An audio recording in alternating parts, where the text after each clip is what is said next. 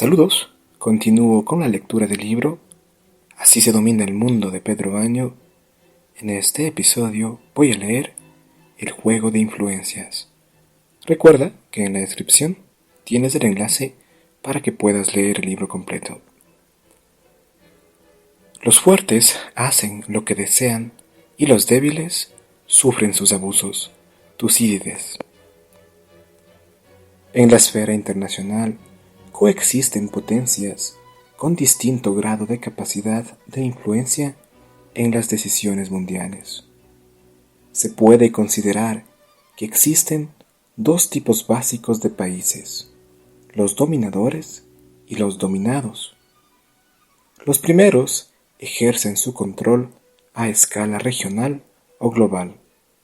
Los sometidos pueden estarlo de modo más o menos directo de diversas formas: militar, económica, cultural, tecnológica, etc., y aceptar de mejor o peor grado su condición, incluso con resignada pasividad. Si es necesario, pueden llegar a subordinarse a los más poderosos con tal de ser respetados e incluso temidos. Los países que, por el motivo que sea, no se sienten poderosos, disponer o no del arma atómica es un claro punto de inflexión, procuran cobijarse bajo el paraguas de una potencia superior que, al menos teóricamente, les garantice tanto su seguridad como su inmunidad. Es lo que ofrecen las potencias nucleares en cuanto a medios puramente estratégicos, al igual que hacen los miembros permanentes del Consejo de Seguridad de las Naciones Unidas frente a las hipotéticas sanciones internacionales. Así es como ha obrado China con Sudán y su presidente Omar al-Bashir, quien se mantiene en su puesto a pesar de que la Corte Penal Internacional emitió en marzo de 2009 una orden internacional de arresto por crímenes contra la humanidad y crímenes de guerra como consecuencia de la violencia ocurrida en Darfur. El presidente al-Bashir sabe que mientras se mantenga a la sombra de China es intocable. Pekín ofrece también este servicio a otros países durante los procesos negociadores, en los que emplea la política del win-win, una negociación aparentemente transparente en la que las dos partes ganan. Por ejemplo, en su relación con Sudán, Pekín obtiene acceso al crudo y las tierras cultivables del país. China tiene la ventaja de no haber sido potencia colonizadora, por lo que no genera los mismos recelos que otras potencias rivales, especialmente en África. Siria es un ejemplo de cómo un estado débil, atacado por otro más belicoso, se ve obligado a apoyarse en un tercero, el fortachón. Su presidente, Bashar al-Assad, tuvo que aceptar la ayuda de Rusia, que por supuesto perseguía sus propios intereses, para evitar perder el poder en un momento en que sus fuerzas se tambaleaban ante el impulso de los rebeldes apoyados por Estados Unidos y algunos de sus aliados regionales y mundiales. Por otro lado, cuando un país considera que no tiene suficiente peso o ascendente regional o mundial, se alía con otros países para ganar peso geopolítico. Algunos se escudan en una premisa expuesta por Otto von Bismarck, primer ministro de Prusia y canciller de Alemania. Los pueblos que se aíslan por completo, creyéndose que se bastan por sí solos para la defensa de su patria e intereses, llegarán a desaparecer, abrumados por el peso de las demás naciones.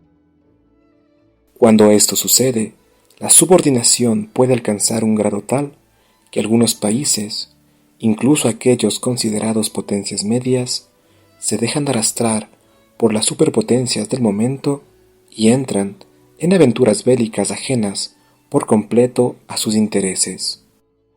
Ocurre así con los gobiernos que mandan a sus tropas a lugares remotos donde no tienen ningún verdadero interés propio que defender, aunque luego haya teóricos, siempre los hay y muy dispuestos a agradar a los gobernantes de turno, que lo justifiquen con teorías como las de la defensa adelantada, los riesgos globales que no pueden ser abordados en solitario, la protección de los derechos humanos o la promoción de los valores democráticos. En no pocas ocasiones, lo único que estos países mariachis consiguen es granjearse nuevos enemigos de los que no tenían ninguna necesidad. Y esto puede acarrearles desde atentados en su propio territorio, algo habitual si en la alejada área de operaciones han tenido que enfrentarse o simplemente han perjudicado de algún modo a un grupo que incluya el terrorismo entre sus tácticas, a una convulsión social por la falta de apoyo entre la ciudadanía a la imprecisa expedición militar que acabe con el derrocamiento del gobierno responsable del envío de las fuerzas. Algunos estados, muy pocos, no encajan en ninguno de los grupos anteriores. Unos, porque no disponen de la capacidad suficiente para ser dominadores, pero tampoco desean ser dominados de ningún modo. Son los que se quedan aislados del sistema internacional y se convierten en rebeldes. En la última Estrategia de Seguridad Nacional de Estados Unidos, del 9 de febrero de 2015, este adjetivo se reemplazó por el de irresponsables, una categoría en la que hoy se incluye a países como Corea del Norte. Pero al igual que sucede con los niños que intentan vivir al margen de los grupos que dominan sus escuelas, los estados que se niegan a entrar en los juegos de poder e intentan aplicar sus propios sistemas políticos y sociales, corren un indudable riesgo, pues deben defender su supervivencia en solitario. Ciertos países, como Arabia Saudí, Turquía, Egipto e Irán, forman otro reducido grupo, el de aquellos que, siendo ya líderes regionales, aspiran a seguir creciendo e influyendo, pero renuncian a un poder más global por no ofender a las superpotencias con las que mantienen una relación ambigua.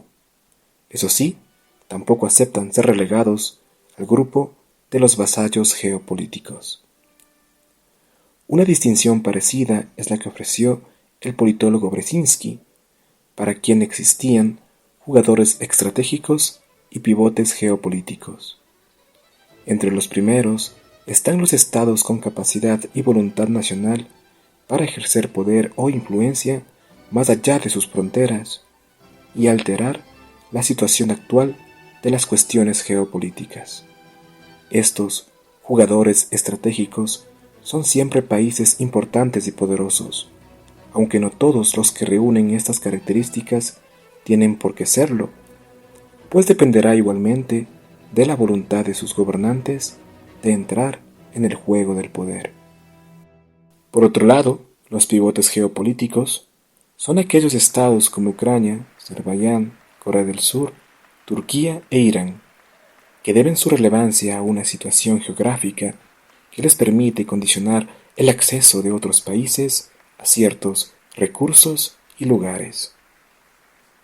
Y bueno, con esto estamos llegando al final de este episodio. Compártelo, suscríbete, dale me gusta, puedes apoyar al canal. En el próximo episodio estaré compartiendo rivalidad, ambición y violencia.